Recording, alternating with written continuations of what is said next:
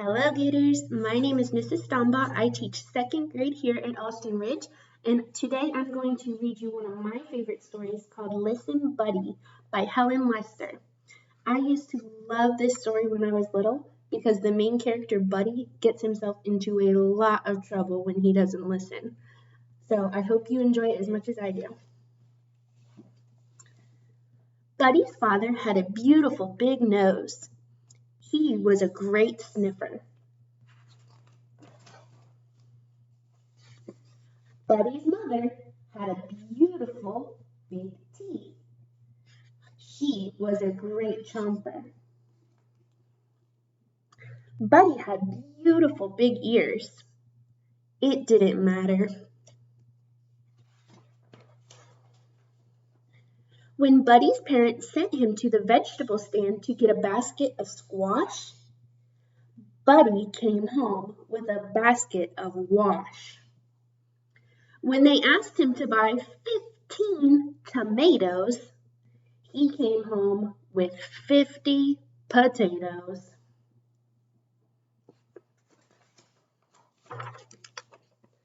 Buddy's father said, "Listen, Buddy, will you please bring me a pen?" "Who?" asked Buddy. "You," said his father. "Will you please bring me a pen?" "A what?" asked Buddy. "A pen," said his father. "Will you please bring me a pen?"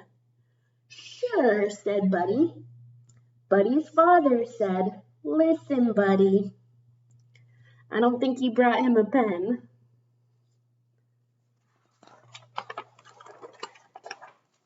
Buddy's mother said, "Listen, Buddy, will you please get me a slice of bread?" "Who?" asked Buddy.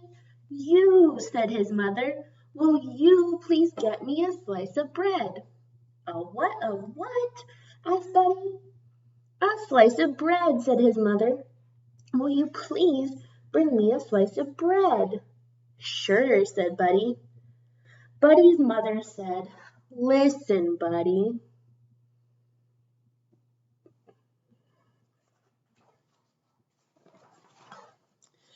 Somehow, Buddy's mind was always wandering too far away from those beautiful ears. His parents tried yelling, "Listen, Buddy."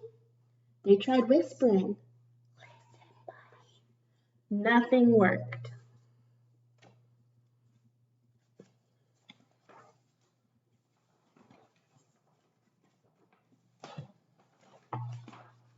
One day, Buddy got permission to go for a long hop.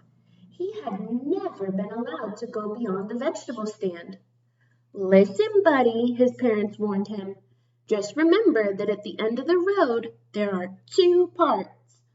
The part to the left will lead you around the pond and back home, but the path to the right will lead you to the cave of the scruffy varmint.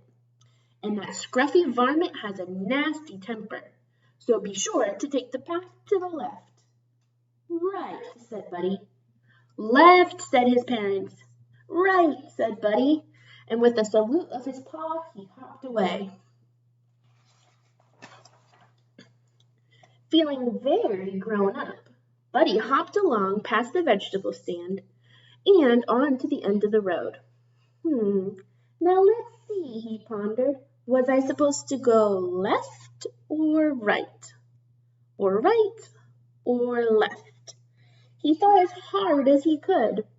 The last thing I said was right, so that must be right. Right he went. 25 hops later, Buddy discovered that right was wrong.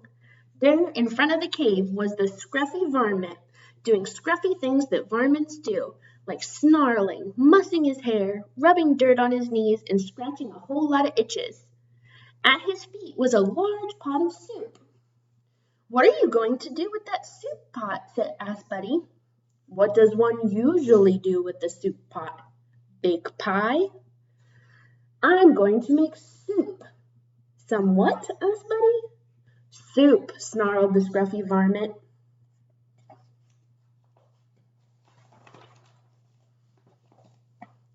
Buddy had forgotten his parents' warning about the scruffy varmint. He asked eagerly, "May I help?" The scruffy varmint was not fond of having company, but with help he'd have his soup sooner. So he said, "All right, Bunny Rabbit, come gather firewood." "Who what?" said Buddy. "You, firewood." Buddy eagerly hopped ahead of the scruffy varmint. Very gently he gathered a large prickly bundle, which he held out promptly. Roughly the varmint grabbed the bundle. "Ow! I said firewood, not briarwood," he yelped, plucking the sharp thorns from his paws.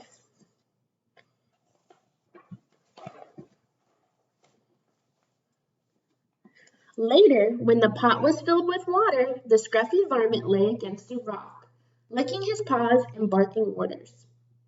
"Hustle, Bunny Rabbit, get the flour." "Yes, sir," said Buddy. "I don't think that's the right kind of flour." "5 pinches of salt." "Yes, sir," said Buddy.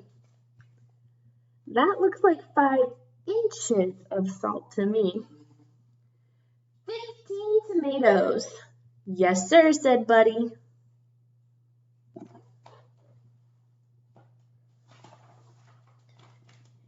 "And a big load of squash."